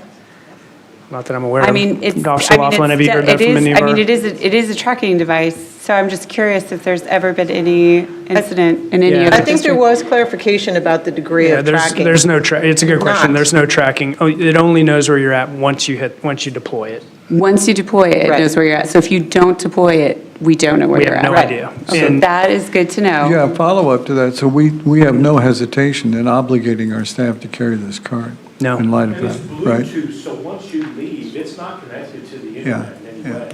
If you're not in your building or a building, the only connection to the device is the Bluetooth system. It's a good thing for the training to, I'm sure it does include that, but folks are going to have the same Yeah, question. so you the do. people are aware of those When we things. spoke with, I'm sorry, Joe, when we spoke with Jill, that was a question from NEA, of course, and they get that question, they being the company, everywhere, right? Everywhere. And the answer is an emphatic no, we don't track. And it only works inside the building? It only works inside. Or on like a field? Our campus. Within the Parking lot. campus? Yeah. Okay, good to know. Thank you. Okay. All right, good discussion. All right, our final discussion item, 3.3, is on our state accreditation, connecting the dots in SMSD. Yes, I'm going to invite Dr. Matt Anderson, our Assistant Director of Curriculum Instruction, Ms. Jen Duke, our Principal from Rose Hill Elementary, and Dr. Darren Dennis, our Chief Academic Officer, to talk about KISA, Connecting the Dots. This is fun stuff, guys. This is what we're here for, and what we're about is student achievement and celebrating all the great things we're doing. So, Dr. Anderson. So, good evening, Madam President, Madam Vice President, board members, and Dr. Schumacher. Happy anniversary. It has been 1 year since I met with you last year. So I just wanted to say And happy you too. anniversary. It's so good to see you again. It's been a while, but we all look so good still. It is a pleasure to be with all of you this evening to provide you with a brief update on where we are with our Kansas Educational Systems of Accreditation process here in the Shawnee Mission District, as well as how it connects to some of the other school improvement work that we're doing here with the strategic plan, as well as the work occurring in our schools. So we're going to call this Connecting the Dots in SMSD. Just to begin, I wanted to put the strategic plan objectives and the 6 strategies back in front of you. As we know, this is what will drive our work for the next 5 years, especially when it comes to the work that we do specifically with the strategic plan, but with also KISA and our school improvement plans. Tonight, we wanted to provide you with a graphic representation of the different continuous school improvement plans that we have here within the Shawnee Mission School District. And they are in the form of concentric circles. And the reason we use the concentric circle model is to show you that each of these frameworks has its own specificities. However, each one of them works together with coherence and alignment within the system. And all of these working together are to ensure that we are sending our Shawnee Mission graduates out of the district successful and prepared for college and careers. Tonight, I'm going to go briefly through each one of these frameworks, just to give you a bit of a connection of what we're doing with KISA with them. So the first one, again, is that larger outside circle, and that is the KISA accreditation process. And every district in the state of Kansas is to follow the KISA accreditation process. So the next few slides, we're going to talk a little bit about what does that all include in it. So the state of Kansas has actually created a theory of action regarding accreditation. And their theory of action is that if Kansas school districts just focus on a few high-leverage instructional fundamental actions, they can ensure that all students have the knowledge and skills necessary to be successful once they leave our schools, with fewer of those barriers and limitations. The accreditation process in Kansas has 3 determination areas: compliance, school improvement, and outcomes. The major focus of accreditation in the state of Kansas is focused on school improvement, especially when it comes to districts engaging fully in the collaborative process. that districts are actively developing plans that go along with the 4 fundamentals for KISA, and then also that we actively and effectively implement the plan that we have put in place. The 4 fundamentals start with structured literacy. Structured literacy means that in districts, we are guaranteeing that we have the most effective instruction in literacy using a reading curriculum based on the science of reading.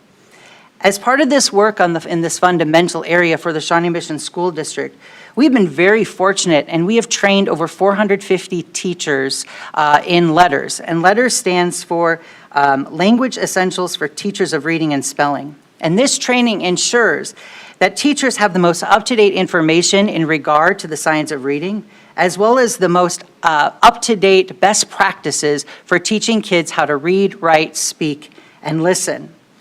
We're also excited to share that we are one of only, I think, 2 districts in the whole state that are training all of our district and building administrators in the LETTERS for Administrators program. And this training really is geared towards administrators because it's helping them implement school-wide and district-wide initiatives as it relates to the science of reading and structured literacy.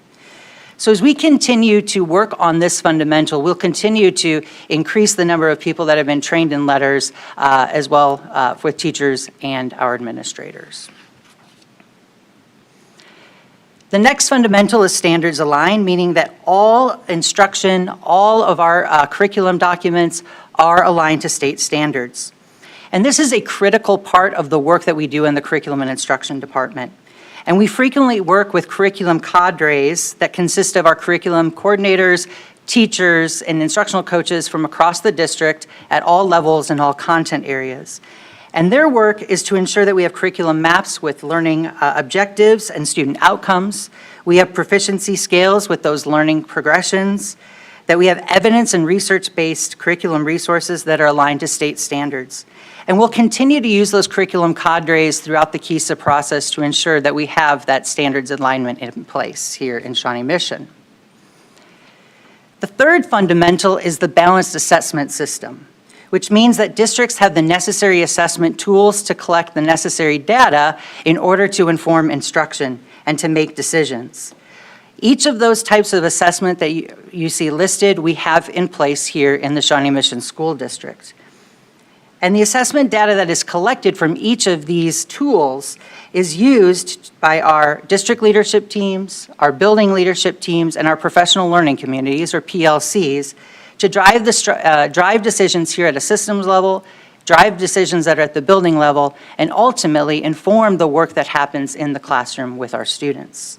And so we'll continue to use data and these assessment tools as we continue our KISA accreditation process here in Shawnee Mission. High quality instruction is the fourth and final fundamental for KISA. And this is the work that is at the forefront here in the Shawnee Mission School District. This year, we have developed and implemented professional learning related to high quality instruction that focuses on a solid Tier 1 instructional framework as it fits within our response to intervention protocol. By doing this, we're limiting the number of students that we have needing Tier 2 and Tier 3 supports. We've also focused heavily on differentiation to ensure that we are meeting the needs of our diverse learners here in the Shawnee Mission School District. We've also focused on fidelity of implementation to our high-quality curriculum resources and instructional resources, specifically the social-emotional learning curriculum, which we just adopted here in the Shawnee Mission District, the Character Strong, as well as CPM math and iReady math at the secondary levels. As part of our continued KISA efforts and actions, we will continue to focus on high-quality instruction for academics and SEL to ensure that we're meeting the needs of the whole child. Moving away from the fundamentals and onto our second determination area for accreditation, the state of Kansas has developed some outcome areas. So they'll be looking at our state assessment data, our high school graduation rates, and secondary post-secondary effectiveness rate. Along with these three, Shawnee Mission will also be looking at chronic absenteeism data as well as our SEL data. We know that we need our kids here in school, and we want them to know that they belong, because that also impacts how students perform academically. So that will also be part of the work that we do here in the Shawnee Mission School District. Please note that the outcomes may have some changes made by the state moving into next year, so we can provide that update when we get that.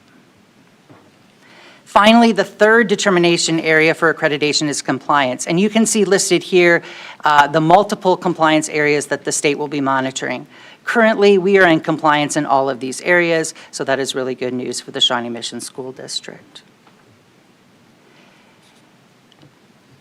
The next framework for continuous improvement that we have in this system is our strategic plan. The state of Kansas knows that each district has its own unique needs, and so they allow districts to take that KISA accreditation framework and develop a strategic plan that meets those needs. And last meeting you had Dr. Leanne Neal share with you an update on where we are with the strategic plan process.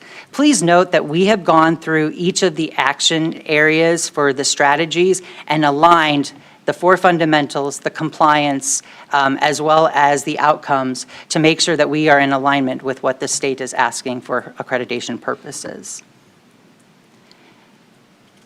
As we continue to go further in and take a deeper look at what happens at the student level, we think about school improvement plans. And we know that each school in the district has its own unique needs as well. And so every building has their own school improvement plan. I'm very excited to have with me this evening Miss Jennifer Duke, principal of Rose Hill Elementary, with me to share Rose Hill's continuous improvement journey and how the work that they're doing at Rose Hill aligns with KISA as well as our district strategic plan. Good evening, everyone. As Dr. Anderson shared, I'm Jen Duke. I'm the principal at Rose Hill, and I get to be here tonight so that I can connect the dots from the district to building level leadership and school teams. And I must share with you that the district really sets the stage for building leadership and school teams by continuously connecting all the work and learning that we do at the district level to our strategic plan and district WIGs. So you'll see on the screen Shawnee Mission's first WIG, which is our academic WIG. Each school also has an academic WIG that addresses specific gaps in student performance. And so I'm going to speak to you about how we worked as a building leadership team to develop our building wildly important goal.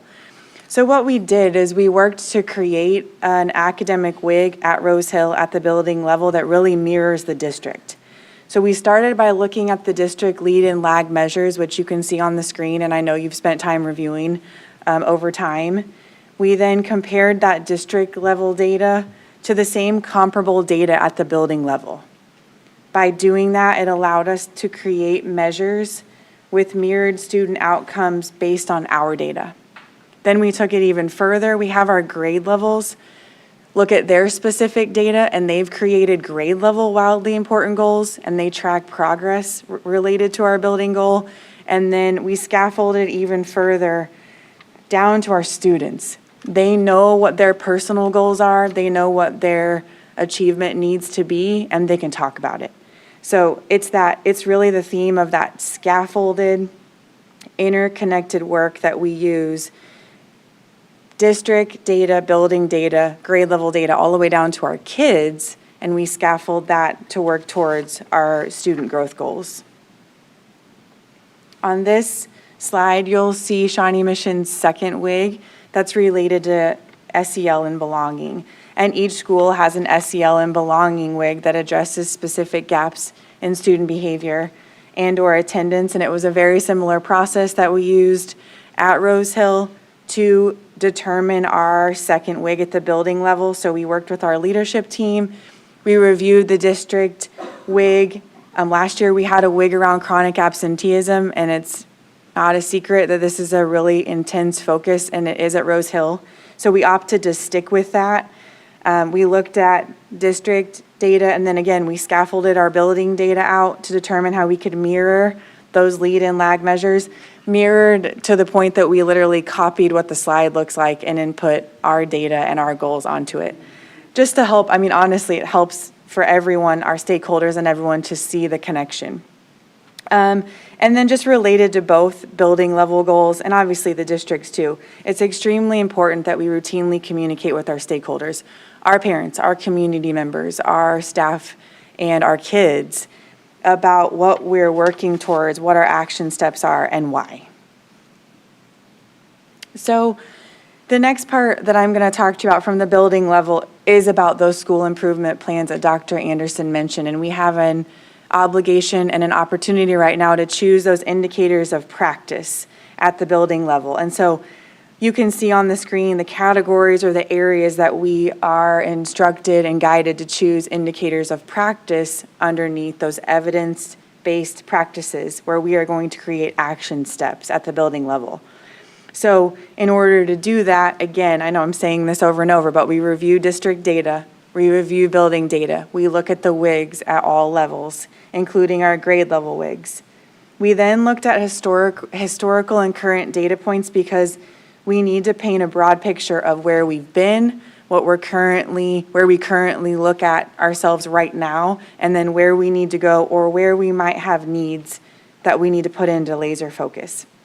We also took into account past and future long-range professional learning plans because we've spent obviously a lot of time working together as a staff learning. We do at the district level all the time. We look at what we're working on now from a professional learning angle and then where we are headed. So then we choose those indicators of practice that would best support that roadmap toward our goals. We know that there's work we've already done. We know what the district work is. We know what our building current reality is. And then we know the work that we plan to do, that it all needs to align. So once those are chosen, and we have done that at our last meeting as a building leadership team, they were chosen based on the process that I just shared with you. We share that out with our staff in a 20-day plan. It's a way that we communicate with all of our team members about the work we do at the leadership team level. And literally, again, put pictures of our WIGs, took screenshots of what those indicators of practice are and how they read, so that as staff members, stakeholders look at our action steps and the steps that we're planning on taking related to school improvement, it's just very clear. And then lastly, within the building, we are constantly connecting the dots again between professional learning, when we're in our professional learning communities discussing data, when we're talking about how we're adapting instruction and supporting the whole child, and ultimately working towards building district goals and the strategic plan. So I talked a little bit about this, but it's extremely, extremely important that we are communicating with our stakeholders. So at the building level, we use a very similar process and feedback loop that we engage our stakeholders in, and site councils is just one avenue of that.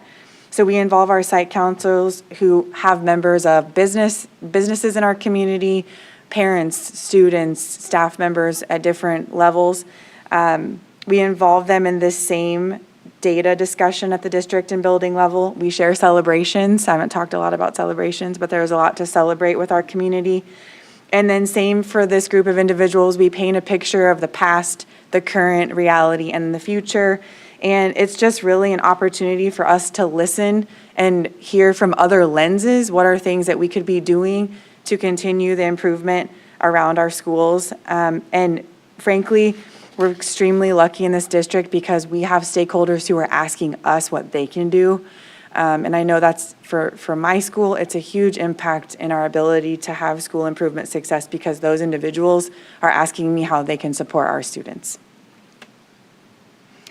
Lastly, I just want to share that the work that the district's doing related to KISA, the strategic plan, our school improvement plans, it does support our students in meeting that portrait of a graduate. I've said this multiple times, but this work is extremely interconnected and scaffolded. And the way that all of our buildings, we're all different, but we work together to ultimately follow this plan so that our students do achieve that personal success. They are college and career ready, and they have the interpersonal skills to be successful. That's what this work is doing. I would also add, I'm not just a Shawnee Mission staff member, but I'm a resident, and in a few short years, I'll have my young daughter walking into an elementary school. Sorry, she's a lot. But I am very proud to know that she's walking into a system that has, an interconnected and scaffolded vantage point on how to help her be successful. So, thank you. Thank you, Jennifer. We really appreciate hearing about the school's journey. Again, the most impactful part of this work happens at the building level. Yes, it's important that we talk about systems level work, but it really is what's happening in our schools and in our classrooms. So thank you so much for sharing that. Just to kind of give some next steps. So again, KISA 1.0 versus KISA 2.0. KISA 1.0 is based on accreditation every 5 years. KISA 2.0 is an annual accreditation process. And so we are actually in year 1 of this new accreditation process. And as you can see here, we'll continue to report and be evaluated on compliance this year. We'll be creating an action plan, we'll talk about that on the next slide, creating an actions plan based on the 4 fundamentals.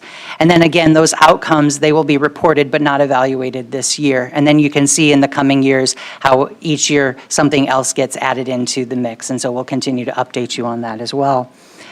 Finally, the KISA 2.0 process is truly a collaborative process, engaging different groups within the Shawnee Mission School District. Again, we've included our building leadership teams, we've included our district leadership teams, we're including our professional learning communities.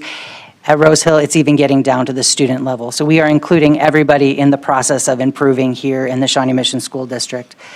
The KISA process also includes collaboration with KSDE. We have an executive, KISA executive that we will meet with in the spring to prepare us for our School Improvement Day, which is when we get a chance to meet with our like system peer friends from Olathe and Blue Valley, and we're going to work together, collaborate on our action plans. So there will be some collaboration and hopefully some alignment between the 3 large districts here in Johnson County as well.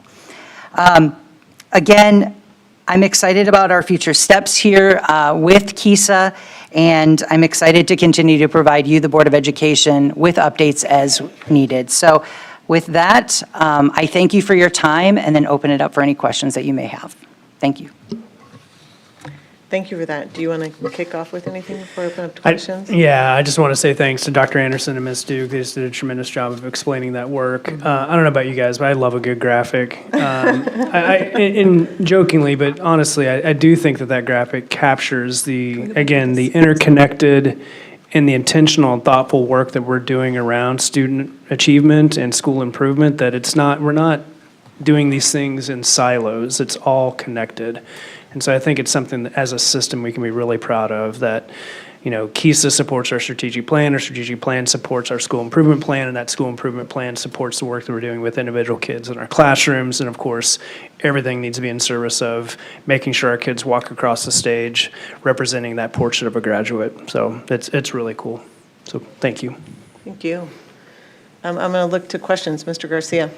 Yeah, thank you so much for that. I also just want to commend our school district on sticking to some of these acronyms that are used elsewhere. I love when we say BLT and stuff. I just get a chuckle. I really do.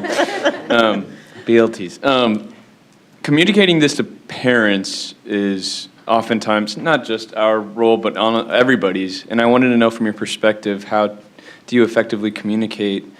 These are such specific items that you understand as professionals in this world, as some of us are getting also up here, but when I'm talking out in the community with parents about the things we do well in Shawnee Mission, the things that are right with public schools, I mean, it is hard to say all this in one fell swoop, but I just wanted to know, communicating that outwardly to parents or even to some older students, who aren't sure about what they're going to do next, but have all this great stuff that they just did in Shawnee Mission.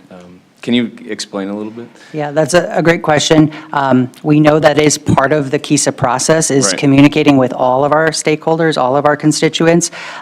We have documents that we can share with families that are, lingo friendly. Sometimes we get a little educational lingo-y, too much, and so we can continue to provide that to our families. The strategic plan is really the messaging. KISA is just one part of that, so I think we do a great job of letting our families know that the strategic plan, the work we do there, is actually the work we're doing towards accreditation. And so it's kind of, I hate to say it, it's the strategic plan is how we communicate what we're doing with the KISA process as well. And Dr. Dennis or Ms. Lewis, if I missed anything. I just wanted to add, I think the major point of emphasis of this is that there is alignment with what's happening at the state level, at the district level, at the building level, and down to the classroom level, and work with individual kids. There are a lot of acronyms that go into this, but at the end of the day, it's about being intentional and being aligned all together so it's working as a system. And we have shared this presentation with our buildings. And so one of the listed indicators of practice, the evidence-based practices that we want our schools to use, is that third bullet, parent, school, community. It's all about communicating what we're doing in the building, what are our goals, what are our students doing, so they also help us articulate what's happening within the system as well, so they can share that with families. Thank you. Thank you. Ms. Ousley. Do we provide guidance to the buildings on how to cultivate a robust site council? I know that, honestly, I think sometimes there's a lot that parents can get involved with, and there can also be like a level of you have the same 4 families doing a lot, like PTA and, after-school activities and that sort of thing. And so how do we go about cultivating diverse, robust, with members from the business community or other local organizations, and then recruiting parents who can, because those are during the day, and it's like PTA meetings are at night, but the site councils are during the day, and sometimes it can be tricky to find that balance where you're really getting not a check in the box of having done it, but like really the feedback that you're looking for. Well, I think another piece of that is with the site councils, we have guidance from the state on who needs to be involved so that we have a lot of representation. So we do tie in our PTA so that representation is consistent. So what happens at the site council meeting can then go back to that PTA as well. And then we look at parents that represent, if you're in an elementary school, you're wanting parents that maybe represent multiple grade levels and experiences. We also, as Jen mentioned, really tie in our business partners. And for many of our schools, we have a really strong Caring for Kids community of support. And so they're highly involved too. But you're right, we want to try to involve as many parents as we can. But that's usually about a 12-member team on our site councils. And do they have to be 12 members in order to convene, or is there is there a threshold where you have to have a certain amount of participation, or it doesn't count, or? No, as long as they have a functioning site council, they set up meetings, they're documenting those. It's not like a board meeting like here where you have to have so many members to have a meeting. They can continue their meeting. So we document how many people were there, the names of the people, what the minutes, all of that. So we document all of those things and they share it with us. We also have, we know we have some buildings that have more robust site councils than others. And so conversations between buildings on how they're recruiting people can happen as well. So that way we learn from each other. So again, it's a collaborative process that we can It's been a long time, but I have definitely participated in some anemic site councils, not for a lack of effort on anyone's part, but it can be a challenge depending on what building you're at. And a lot of this seems to be like a foundational portion of the process. And so ensuring that happens, it's a tricky wicket, that's all. Yeah, I know our principals really work closely with the site council, figuring out, what works best for time and participation. So a lot of times they'll tie that in with prior to a PTA meeting so that it's one less evening and parents can be involved with that. Or sometimes it works out first thing in the morning when people are bringing kids to school, but they're quarterly. And I know they work really hard to get the great representation and work best with our families and our caring for kids and other business partners. Other questions? I have one. Mr. I'd be curious as a follow-up to what Ms. Hosley just said. Do we get generally an enthusiastic response from our team in working on accreditation? Sometimes accreditation in and of itself sounds like a bureaucratic obligation rather than an opportunity. I can hear the heads nodding. Curious how Dr. Anderson's going to answer this. Yeah, please, yeah. But I know you're going to say, you're supposed to say yes, but after the yes, tell me a little more. Tell me about that. Actually, there's a lot more excitement and energy around accreditation moving into KISA 2.0, and that's from across the state. And so I attend great Zoom meetings with KSDE, with other leaders from districts across Kansas, and we are all really actually excited about this process because it really is about getting to the student level. Those 4 fundamentals truly are the work that needs to happen in schools. The last KISA accreditation process, we had 5 years, and we would have an outside visitation team come in, and we would write these very long 50-page reports, and you probably saw them back in the day. And this is eliminating some of that extra fluff work and actually getting to the heart of what it is, and that is getting to students, working with students, and ensuring that we are doing what's best for student achievement. So there is some excitement moving into this KISA 2.0 cycle. We still have some work to do to build excitement across the system. You know, that word accreditation doesn't always sound fun, but I think everyone can know that they play an important role in the work, and so hopefully that'll build some excitement as well. But I also think that we can make a direct connection to the strategic plan, and it's not this one-off thing that we're having to do as a hurdle for the state, right? And so to me, that helps build that capacity for buy-in. And I'm really delighted to hear that because I think it brings authority to the work in a really good way. When I say authority, I don't mean top-down. I mean, this is about engagement and collaboration, and it's just terrific. And I'm really, really pleased by the alignment. I think there's been really good, hard, authentic work done on that, and I congratulate you on accomplishing what you have. Thank you. Ms. Brown, do you mind going back to the concentric circles, the continuous improvement piece? Dr. Anderson, Ms. Duke, Dr. Dennis, thank you for being here tonight and presenting this in a way that's reflects the precision and intentionality of some really hard work in what I would say is probably a pretty concise presentation. The part when I look at this and I think about, in talking about the fidelity of implementation, I think when I hear that, I feel like it might even take years, right? You implement an intervention, you get a process in place, year 1, year 2, year 3. After that 3rd year of really kind of engaging with that process and that curriculum is when you really start to see that strength and fidelity of implementation, which from a student perspective, I think just serves to accelerate even more their learning and growth at the student level. So when I look at these circles and how they're connected between the portrait of a graduate, our strategic plan, those places that we put in place to move those forward and to hit our accreditation targets, I really think about the importance of the State Board of Education and how I really hope that these new folks coming on board really appreciate the importance of that portrait of a graduate and, really adhere and learn about the vision that state board has, that trajectory that we're on in Kansas, and really thinking about how important it is to adhere to what that portrait of a graduate is at the state level and how that can impact us if those change, and to think about the work that's gone into accreditation as well as thinking about our education standards.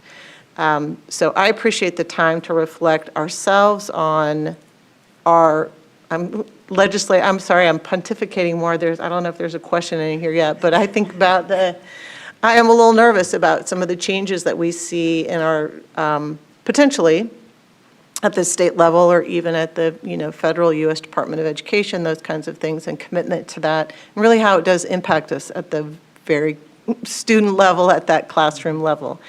And so I hope we can continue to have these conversations and really and engage with our elected officials to understand the importance of that and reflect maybe on our legislative platform and how those all connect together, because we're at cycle 2 of our strategic plan, and just the level of progress and detail that goes into connecting all these concentric circles. I really hope we can, as a community, really move forward and continue to make the progress that we have been. Sorry, no question in there, comment, and a lot of appreciation for the work you do. That's the portrait of our graduate is our North Star. And we're going to Yes. continue to focus on that. Yep. And I will take a chance to call out the work that Pam Lewis, she's put together a team to evaluate our portrait of a graduate. It's been 5 years since we've looked at it. And so we're going to work with our community to take a fresh look at it and make sure it is meeting the needs of our community and the state. Great. Ms. Embry. I was just going to reiterate the thanks. I think I've definitely been one of the people that are like, we've got KISA here and the strategic plan here and high school, portrait of a graduate here. How do all these things fit together? And this single slide just beautifully answered my question. So I'm very, very grateful. I think it's very coherent. That was a word I know KISA uses, and I see that in the work we're doing, that it's all very coherent and consistent with one another. I appreciate that we're letting the strategic plan being sort of the forward-facing piece of this for our community, because I think it is built by the community. It reflects the way our community talks about our schools. I really, really like that. So I just want to say thank you for answering all of my many questions in a single graphic. That's not easy to do. Thank you. You're welcome. All right. Happy anniversary. Yeah. Thank you.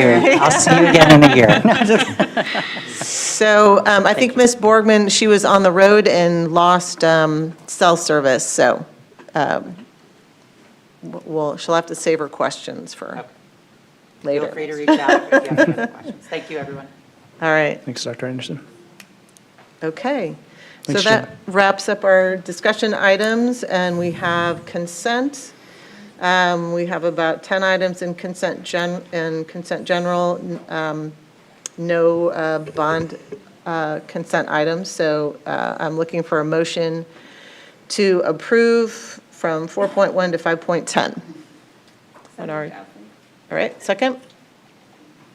Second, All right, all in favor say aye. Aye. Opposed? Motion carries 6-0. Okay.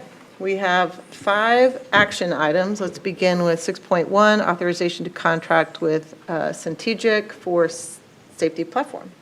Yep, and of course, we had a discussion around this. I do recommend contracting with the vendor Centegic to provide its proprietary safety platform equipment and software at a cost of $2,618,600 with a 3% contingency to cover any unforeseen circumstances. This is an expense that we paid out of capital outlay funds, and as a reminder, this is a 5-year contract for that total amount. I'd like to move to approve. Thank you. Second? Second, Hembry. All right, any further questions or discussion? Will we be trained on that? Yeah, we'll have a trainer, and we'll get you up to speed. Absolutely. We would push the button so many times, Mike. You want us trained. Just not 8 times. Just not Right. it. Well, unless you need it. Yeah. All right, all in favor say aye. Aye. Opposed? Motion carries 6-0. Thank you for all that. I know that's been a long research project. It so. has. Item 6.2, approval of contractor for Crystal McCullough School roof replacement. Okay, I was just looking for Tyler, make sure he was here to if you have any questions. I do recommend for approval Diamond Everly for the roof replacement at Crystal McCullough School. Total cost is predicted to be $630,000, which includes 5% contingency for unforeseen circumstances. The purchase reflects terms, conditions, and pricings which satisfies the bidding requirements allowed for the state of Kansas. This, too, is a capital-funded expense and aligns with the Shawnee Mission School District Strategic Plan 6.2.4. All right. Do I have a motion to approve? Move approval, Hembry. Thank you. Second? So moved, April. All right. Any questions? All in favor say aye. Aye. Opposed? Motion carries 6-0. Item 6.3, approval of heating, ventilation, and air conditioning improvement plan, Phase 5. Okay. I recommend the approval of construction contracts for the 2025 heating, ventilation, and air conditioning improvements. Train Technologies, Inc. will provide services and equipment for HVAC upgrades and replacements at a number of schools: Shawnee Mission Northwest, Shawnee Mission North, Shawnee Mission West, Ray Marsh, Marion Park, and Corinth, and Broken Arrow Elementary Schools. These improvements are part of the 2025 annual HVAC improvement plan. This is Phase 5. Phase 5 means this is our 5th year. The total cost associated with the upgrades and the replacement is $9,364,936.35. That does include a 5% contingency for unforeseen circumstances. We are recommending payment of this through capital. And again, this is aligned to Strategic Plan 6.2.4. As we know, we have to stay on top of all of our HVAC and building needs, and this is a way in which we do that. All right. Do I have a motion to approve? So moved, Owsley. Second? Second, Hembry? All right. Yes, Ms. Owsley? So I apologize. I should have sent this in an email, but I don't think it'll be difficult to answer. I just had looked at the underlying list of the things that we were getting done, and a bulk of it was going to the pool stuff at North, which is great. But what is an RTU that we are replacing at all of these elementary schools for millions of dollars, which is, I'm sure, absolutely necessary, and I'm ready to support it, but I feel like I need to at least ask what an RTU is. A rooftop unit, thank you. So this is replacing the actual air conditioning units on the roofs of the buildings? Yep. Okay. And they can vary in sizes, it could be like a little 5-ton rooftop unit that would do one classroom, or they could be extremely large, and you can get them up to like 50 tons, and it could do several classrooms. So it can vary, but RTU is a rooftop unit. Thank you so much, I appreciate that. All right. Any other questions? All right. All in favor say aye. Aye. Opposed? Motion carries 6-0. Item 6.4, approval of contractor for turf installation and field upgrades to 4 high school baseball fields. Yep. I recommend ATG Ram Industries, LLC, for the installation of turf and field upgrades at 4 of our high school baseball fields. The proposed improvements would include infield turf on fields at Shawnee Mission South High School, Shawnee Mission North, Shawnee Mission Northwest, and the Broadmoor Baseball Field, which serves our Shawnee Mission West baseball program, as well as any additional necessary improvements as detailed in the summary and attached quote. The total cost of the project is $2,419,032. That includes a 5% contingency for any unforeseen circumstances or additional work required. ATG Ram Industries LLC is a member of the Interlocal Purchasing Systems, a national purchasing cooperative, and this purchase complies with the bidding requirements allowed by the state of Kansas, State Statute 721151. This too is a capital funded expense, aligning with Strategic Plan 6.2.4. Just to note, we of course have 5 high schools. Shawnee Mission East already has turf at their field, and so that's the need for these 4. We'll go ahead and say we said this in the facilities committee. Tyler, you can answer this a little more in detail, but we would start with South High School because of a grading system and because of access to the field. We would hope to get that done this winter, and then the remaining schools would get that turf over the course of the summer. That is correct. Yep. All right. I'm looking for a motion to approve. So moved, Owsley. All right. Second? Second, Hembry? All right. Any further questions? Yes, Mr. Garcia? With the installation of turf on these fields at the high school, that's just for practice purposes because our high schoolers no longer play on the home turfs or at our buildings, and they're all at 3 and 2. Is that correct? That is correct. Yeah, the district does not have a baseball stadium or baseball complex. Every field at the high school is for practice purposes. All home games are at that 3 and 2, which we have just recently went through there and did the turf project as well on 3 fields, 1, 2, and 7. And kind of an unrelated question, that's because of the size of the fields don't match the state regulations for baseball, I'm sure. There's numerous reasons why. And the size would be one. Yep. Dr. Higgins, size, seating, Yeah. Lights. Lights, There, yeah. there have been some occasional games, home games played at some of the high school fields, but it's a very rare occurrence. And if it would be, I mean, mostly you would see like a C team or a JV game played there. Thank you. All right. I just wanted to add the items 1 through 4, just like looking at all these, we had a great discussion with the Finance and Facilities Committee. So just a shout out to those folks who really engaged in the conversation around these bond and capital outlay projects. All right. So any other questions or comments? All right. All in favor say aye. Aye. Aye. Opposed? Motion carries 6-0. All right, so our final action, 6.5, is regarding an appeal for student suspension, SE 24-1. And Mr. Garcia, I believe you have a motion to read for us. I do. With respect to student expulsion appeal case number SE 24-1, I move that the board request that the superintendent modify the student's expulsion to reduce to a long-term suspension ending as of the first day of the 2025-2026 school year, provided that the student return on the first day of the 2025-2026 school year is conditioned upon the student entering into the district's standard alternative disposition agreement, or ADA, for the time period of the first day of the 2025-2026 school year through and including October 22nd, 2025. All right, and do I need a second on that? I'll second that. Okay, and then, do we vote or do you wait? Okay, all right. Okay, any questions there? All in favor say aye. Aye. Opposed? Motion carries 6-0. Thank you, Mr. Garcia. All right, that brings us to board comments. Anyone like to share? I would. All right, Mr. Westbrook. Two quick things. One, I had a lovely dinner at the bistro the other night here, and I was so impressed that I could pull a string and get a couple of seats at the table. There was a long waiting list, and I understand why. The quality of food is terrific. The service was wonderful. It's such an inspiration to be part of real-world learning in action. And I know you guys and ladies have seen the restaurant, have been there, but I just want to testify as a very happy customer. And again, I congratulate the team on the work that's being done on the strategic plan and the accreditation process. I think it's really, really inspired work, and I appreciate it so much. All right. Anyone else?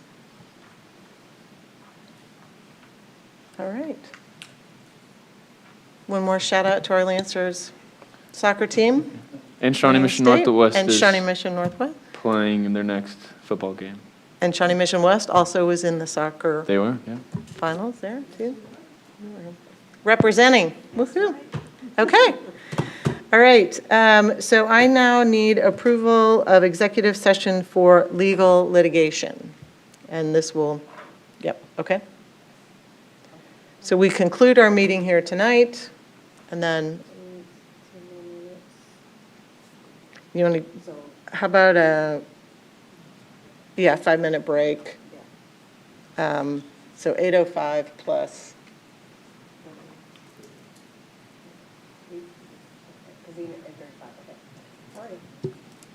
So I move that we go into executive session to discuss litigation with our legal counsel pursuant to the exception for matters which would be deemed privileged in the attorney-client relationship under COMA, and the board will reconvene in this room at 8:35 p.m. And we invite Dr. Schumacher, Dr. Higgins, Rachel England, David Smith, and Greg Goheen to join us. All right. Okay. So, and there will be no further action. So we'll. Second, All right. We do need action on that, right? All in favor say aye. Aye. Opposed? Motion carries 6-0. Thank you. Thank you all for being here.